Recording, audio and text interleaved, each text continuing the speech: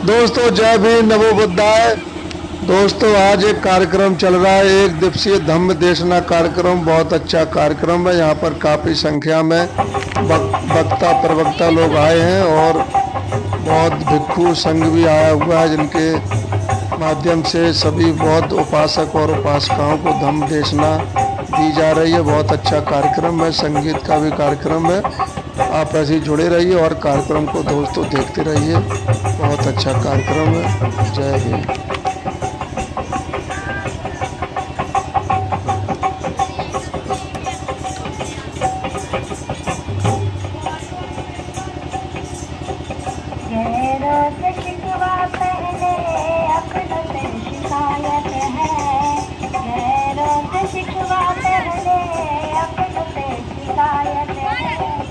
आज है मैं जो कुछ भी हूँ मेरी बेटी मेहनत है।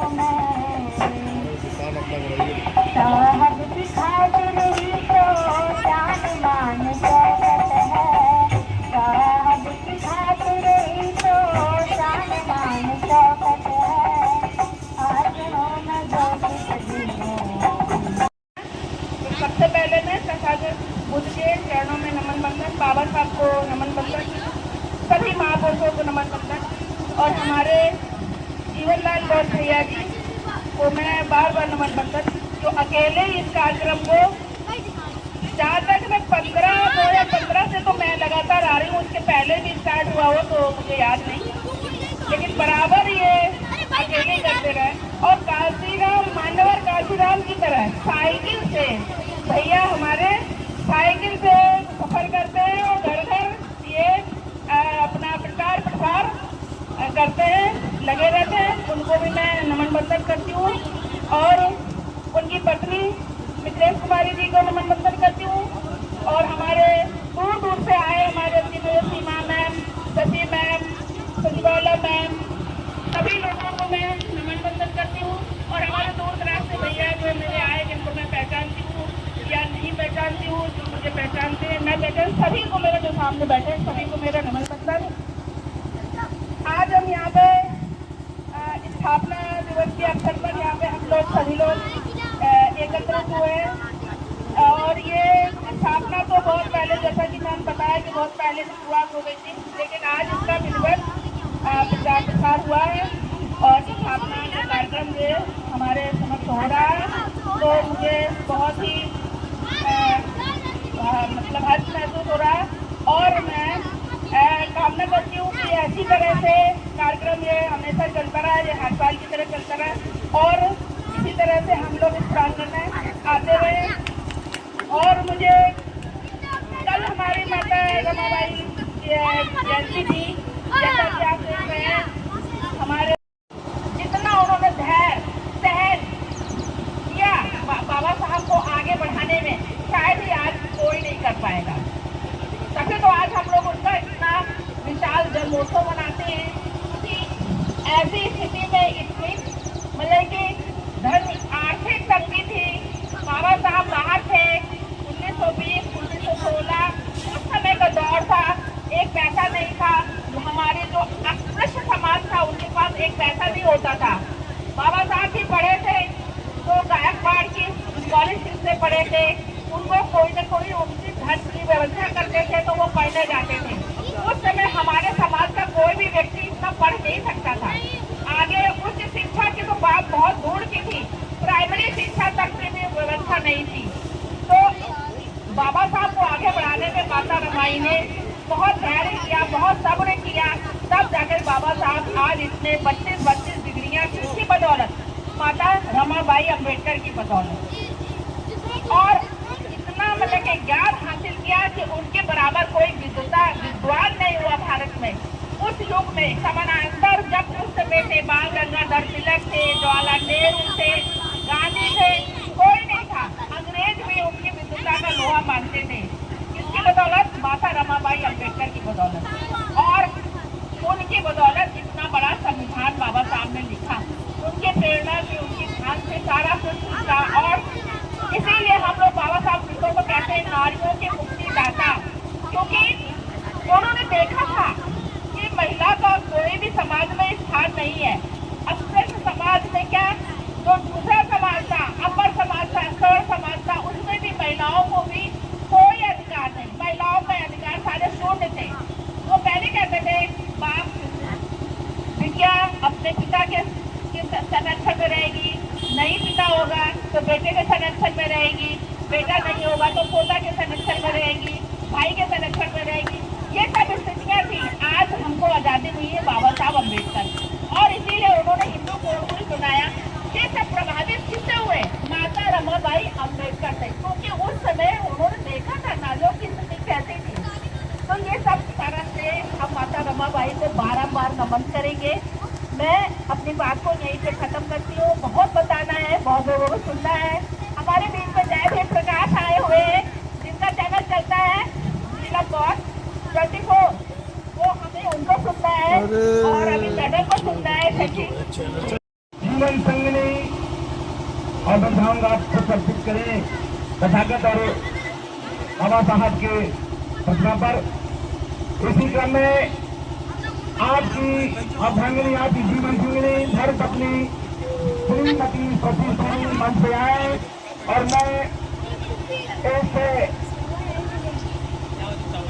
कार्यक्रम के संयोजक आदरणीय जीवनलाल गौर जी की धर्मपत्नी श्रीमती मिथिलेश कुमारी को मंच पे हमें श्रीमती मिथिलेश कुमारी मंच पे आए और सती सिंह को सिंह पट्टिका पहनाकर उनका सम्मान करें।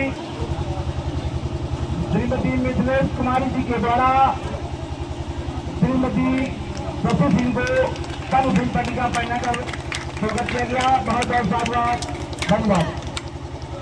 और इसी क्रम में हमारे बीच में विजय बाबू गौतम जी हैं, इंस्पेक्टर LIU विजय बाबू गौतम जी। जा पहुंचो, वहीं चलो, वीडियो बना रहे हम।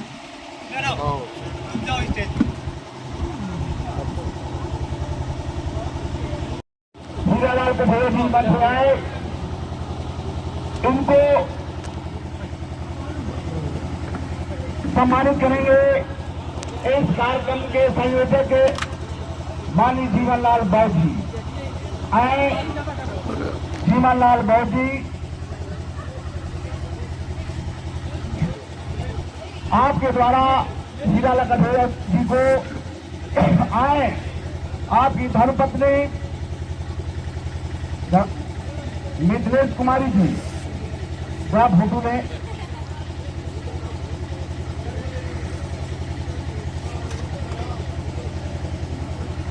जी आप फोटो खींच लें।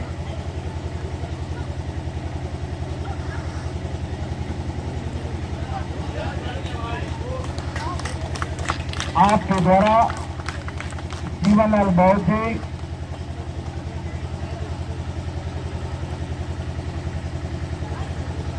जीवनलाल बौद्ध जी के द्वारा जो इनसे कार्यक्रम संयोजक हैं, संस्थापक हैं और उनकी अर्धांगिनी श्रीमती मिथिलेश कुमारी जी हीरालाल भैया को तथागत भगवान बुद्ध और बाबा साहब की प्रतिमा देकर के उनको सम्मान किया गया। बहुत बहुत साधुवाद। इसी क्रम में साथियों बहुत जोर से बोलिए, आप लोग साथ दीजिए। तथागत भगवान बुद्ध की करुणा हो, तथागत भगवान बुद्ध की करुणा हो, डॉक्टर भीमराव अम्बेडकर अमर रहे, डॉक्टर भीमराव अम्बेडकर अमर रहे। और अब हमारे बीच में गुजरी चलकर आए हमारे धर्म शासक बंधु हैं आदरणीय श्री राम बाबू गौतम जी गुजैनी आए और माननीय आर.के. शंकर जी से पंचशील पत्रिका धारण कर अपना सम्मान प्राप्त करें। राम बाबू गौतम जी, राम बाबू गौतम जी, अब आन्या भारती आप तैयार हो जाएं, एक मधुर सुंदर सा गीत प्रस्तुत करेंगी। इसके बाद अगले वक्ता के रूप में हमारे बीच में मातृ के रूप में हमारे बीच में हमारी बहन हैं आदरणीय सीमा संघवाल जी और तान्या गौतम जी। इसके बाद हम अपने फूल भाइयों को लगाएंगे। हमारे बीच में माननीय आर.के. संघवाल जी। तथागत बुद्ध की करुणा हो। अब समझ में आया है कि आपको याद आ गई। अच्छा, मैं अपनी महफिल से ये पूछना चाहता हूँ, कितने भाई ऐसे हैं जो अपनी धर्म पत्नी को नहीं लाए हैं? जरा हाथ उठा दो वहीं पर। जोरदार तालियों का स्वागत अपना कर दो। उसका भी जवाब दें। उनके लिए जोरदार तालियां। दूसरी बात, बहन जी जितनी भी आई हुई है कम संख्या में क्यों है और भाई साहब ज्यादा क्यों हैं, इसका भी मैं अर्थ बता देता हूँ। कुछ बहनों के दिमाग में बात बैठी होगी जो अपनी धर्म पत्नी को नहीं लाएंगे, उनकी पत्नियां विचार करती होंगी कि आपके तो बाबा साहब खड़े हैं वहां पर और हमारी रमाबाई नहीं है, हम काहे को जाएं। तो कुछ महिलाएं आ गई हैं, कुछ बहनें आ गई हैं और यमुना जी बहन जी जो हैं, इनका यही उद्देश्य है कि घर घर जा करके बहनों को जगाना है, बहनों को आगे बढ़ाना है कि अपने पतियों के उंगली नहीं अंगुली पहुंचो, हम होकर निभा चलो। कब आगे बढ़ पाओगे? बहन जी के लिए जोरदार तालियों का स्वागत हो जाए। और अब आपके सामने आपकी बेटी छोटी सी है, अपनी सुरीली आवाज से आन्या भारती कुछ और गहन अध्ययन करके सुने।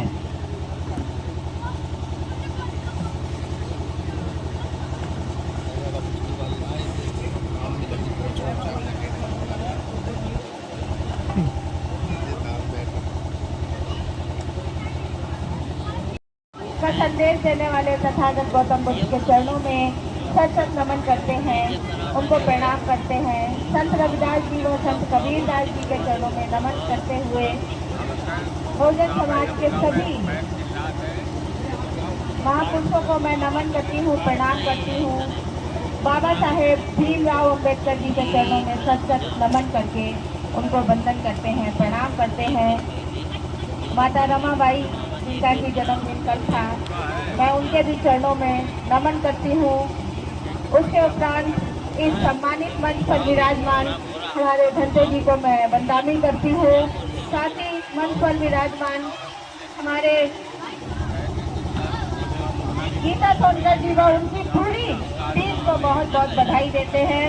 साथ ही बधाई देते हैं जो असली बधाई के हकदार हैं, हमारे भाई जीवनलाल जी व उनकी धर्म पत्नी मिथिलेश जी। खास तौर पे मिथिलेश जी का ज्यादा धन्यवाद देते हैं और भाई का बाद में, क्योंकि घर का काम काज देखना संभालना क्या है, ये महिलाओं का काम है और महिलाओं का आखिर लिखा नहीं है कहीं कि यही काम महिलाएं करेंगी, लेकिन ऐसी प्रथा बना दी गई है क्योंकि भारत देश एक पुरुष प्रधान देश रहा है। तो हमारी बहन का मैं बहुत बहुत धन्यवाद करती हूँ जो उन्होंने इतना सुंदर बौद्ध विहार बनाया। मैं यहाँ पर 2015 से आ रही हूँ, अपने पापा के साथ आई थी पहली बार अपने पापा के साथ आई थी जब यहाँ पर ये विहार नहीं था और इधर कहीं मंच सजता था और पूरे मंच यहाँ पर कुर्सियां लगी होती थी, तब से ये प्रोग्राम मैं देख रही हूँ। बहुत ही सुंदर, हर साल सुंदर प्रोग्राम होता है।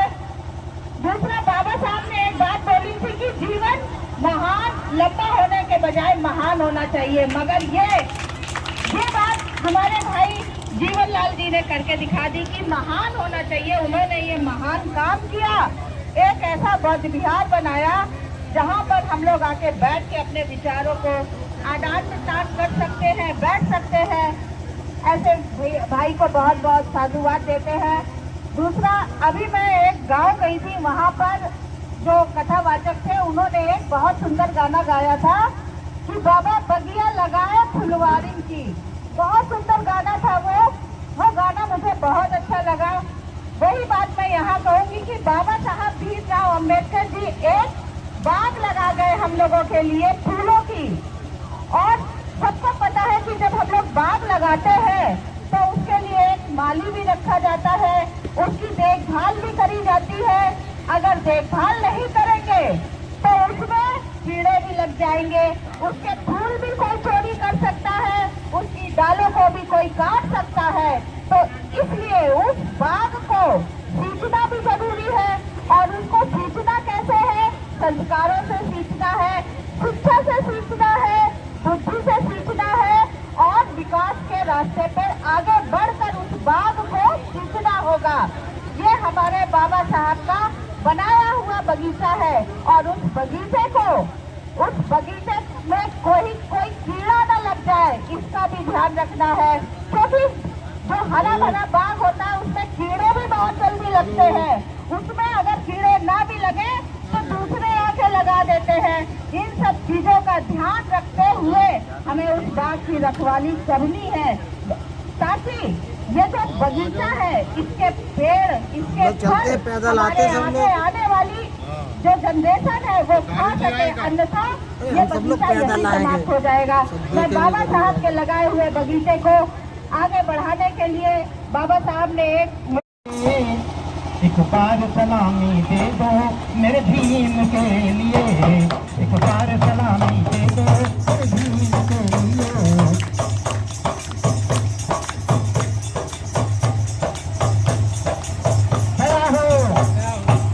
स्वागत होना चाहिए मंच पर बैठे हैं उनके लिए।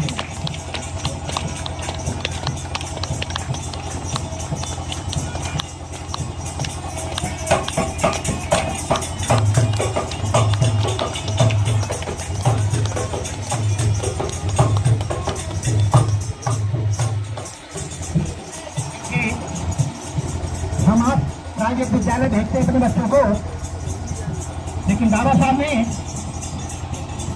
कहाँ पढ़ाई की? उम्र 5 जब आई, 5 साल के बाबा साहब जब रहे ना, उम्र 5 जब आई पढ़ने की करी तैयारी। हाँ उम्र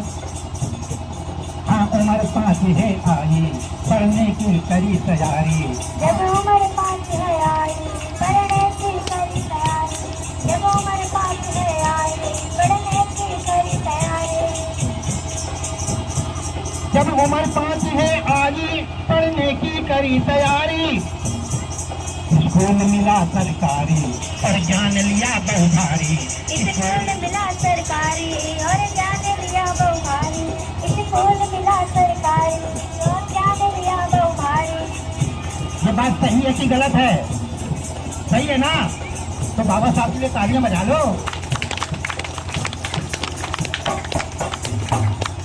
और उन्होंने क्या खोया और क्या पाया, आपके लिए क्या दिया? बंद पड़े दरवाजे खोले,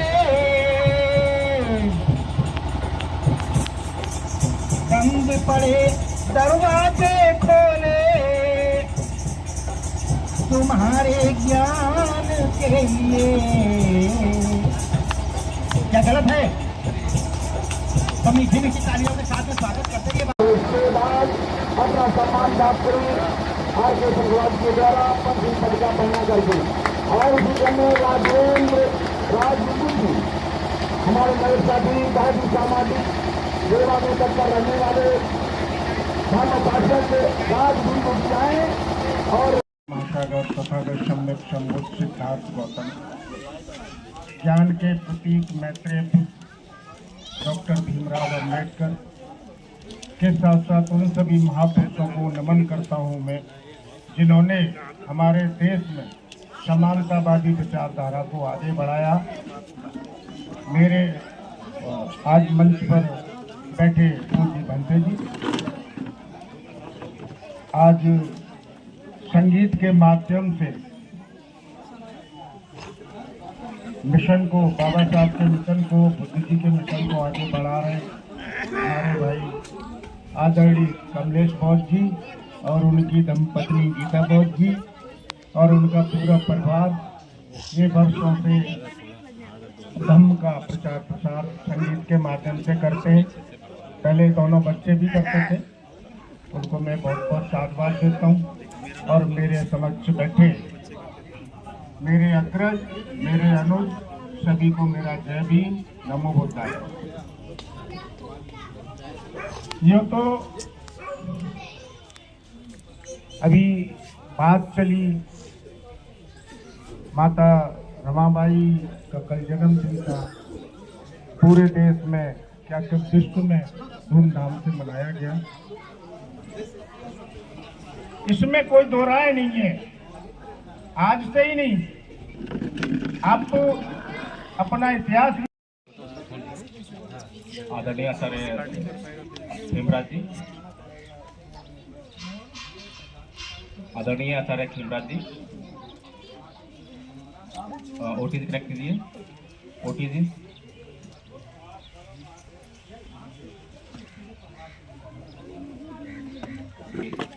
मुझसे पूर्व वक्ता ने जो है बहुत अच्छा मार्गदर्शन किया और एक खुशखबरी हमें मिली कि कम से कम हमने कुछ करना शुरू कर दिया है।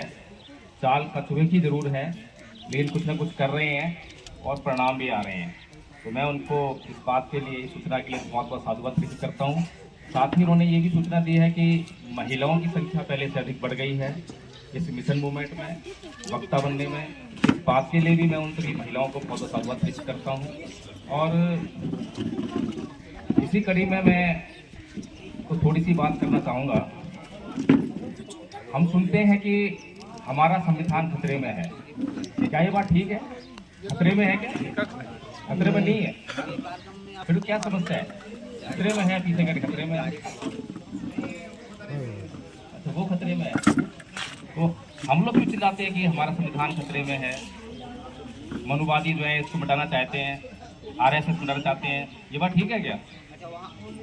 आरएसएस मिटाना चाहती है तो बिल्कुल ठीक है, सूफी है, चलिए ठीक नहीं है, सोच रहा है कि मिट जाए, कर दें इसको, बर्बाद कर दें। अच्छा, कब से सोच रहा है? जब संविधान लागू, जब से ही बहुत दिनों से सोच रहे हैं। और संविधान खतरे में है तो फिर और क्या खतरे में है? हमारे लोकतंत्र खतरे में है, बाबा साहब के द्वारा दिए गए हम लोगों को जो अधिकार मिले हैं वो खतरे में है। लोकतंत्र खतरे में है ना। और लोकतंत्र कैसी व्यवस्था है? लोकतंत्र वो व्यवस्था है जिसमें हमें हमारे अधिकार मिलते हैं, ऐसा ही है। तो यानी कि हम आज जो परम पूज्य बाबा साहब डॉक्टर भीमराव अम्बेडकर की कृपा से ये जीवन जी रहे हैं, इतना सुख शांति समृद्धि का, वो सब खतरे में है। खतरे में है, ये बात सच है, मान लेनी चाहिए। बेहतर में इनकार करेंगे कोई फायदा नहीं है। अगर स्वीकार कर लेंगे तो कुछ उपाय ढूंढ लेंगे, और उपाय ढूंढ लेंगे, कारण पता लगा लेंगे, तो मिटाने का काम भी शुरू हो जाएगा। तो इसीलिए हमें ये मान लेना चाहिए कि वास्तव में आज हमारा संविधान खतरे में है, क्योंकि इस देश में दो तरह की व्यवस्थाएं पाई जाती हैं। एक व्यवस्था ये कहती है कि पूरे देश के सभी नागरिकों को समान अधिकार होने चाहिए, जो भी अधिकार हमें संविधान मिले हैं सबको मिलने चाहिए। और दूसरी व्यवस्था ये कहती है कि नहीं, सबको नहीं मिलना चाहिए, ऊंच नीच का भेदभाव होना चाहिए, असमानता की खाई को बढ़ाया जाना चाहिए, चाहे वो असमानता की खाई जो है जात पात पर आधारित हो या फिर अमीरी गरीबी पर आधारित हो। तो इसीलिए जो है हमें अपनी व्यवस्था के बारे में सोचना है कि क्या जो गलत लोग करना चाहते हैं, गलत लोग बहुत कम होते हैं। सवाल भगवान बुद्ध ने नारा दिया था, भोजन हिताय भोजन सुखाय।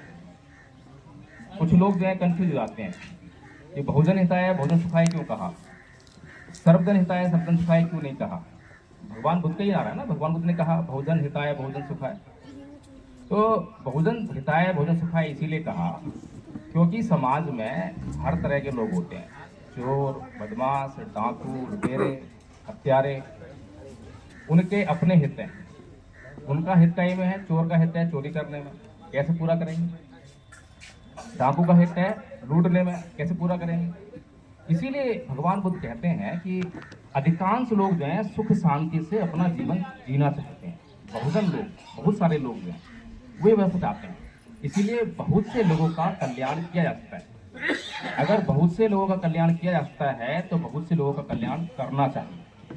इसीलिए भिक्षु संघ को ये आदेश दिया कि चरत भिक्षुवे चारिकं बहुजन हिताय बहुजन सुखाय। तो बहुजनों के सुख के लिए हमें ये काम करना चाहिए। इसी प्रकार से जब दो व्यवस्थाएं हैं, एक व्यवस्था जो है गलत करना चाहती है, और जब जो लोग वो गलत करना चाहते हैं वो कुछ लोग गुमराह करते हैं, और उनके साथ में बहुत सारे लोग खड़ा होते हुए आपको दिखाई देते होंगे किसी न किसी दल के नाम पर, RSS, बजरंग दल, विश्व हिंदू परिषद। इसमें बहुत सारे लोग हैं, इसमें हमारे लोग भी हैं, SC, ST, OBC, ये भी लोग हैं।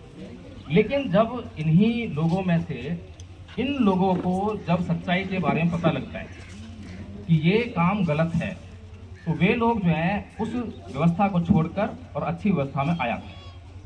तो पहली बात तो ये है कि ऐसा लगता है कि जिन लोगों को, जो लोग गलत काम कर रहे हैं, आदरणीय सर युवराज जी इधर आ जाइए, नहीं तो ठीक हो जाएगा। तो जो लोग गलत काम कर रहे हैं उनको भी इस बात की जानकारी है कि वो गलत कर रहे हैं, और दिन रात गलत का प्रचार करते हैं। जब जाके कुछ गलत दिखाई देता है, गलत काम करना इतना आसान नहीं है और सही काम करना आसान है, सत्य बोलना बड़ा आसान है और झूठ बोलना बड़ा मुश्किल है। क्योंकि झूठ को साबित करने के लिए कहावत है ना कि एक झूठ को छुपाने के लिए 100 झूठ बोलने पड़ते हैं। तो गलत काम इतना मुश्किल है, लेकिन फिर भी गलत काम करने वाले लोग लगातार गलत काम करते रहते हैं। और कितना करते हैं आपको उदाहरण दूंगा मैं। कल औरैया में था मैं, दिव्यापुर, तो वहाँ पे कार्यक्रम था, वहाँ पे हमारी एक आचार्य हैं, तो उन्होंने कार्यक्रम रखा। तो हम एक दिन पहले पहुँच गए। पूरी रात जो है वहाँ से 2 किलोमीटर दूर गाँव है और वहाँ से आवाज़ आ रही पूरी रात। और अगले दिन सुबह 9-10 बजे जाके वो आवाज़ बंद, पता नहीं क्यों बंद हो गई और रात क्यों आ रही, लेकिन उस आवाज़ का एक भी शब्द मुझे समझ में नहीं आया क्या बोल रहे हैं, लेकिन पूरी रात बजा। और मुझे लगता है कि जिस गांव में बज रहा था उनको भी उस गांव के लोगों से पूछ लिया जाए कि आपने कोई शब्द सुना, एक भी शब्द। ये फिर भी जो है दिन रात उसी को बजा। कई जगह जो है भागवत वगैरह होती है। अभी पीछे यहीं पर आपके टावा और कहीं कांड हुआ था।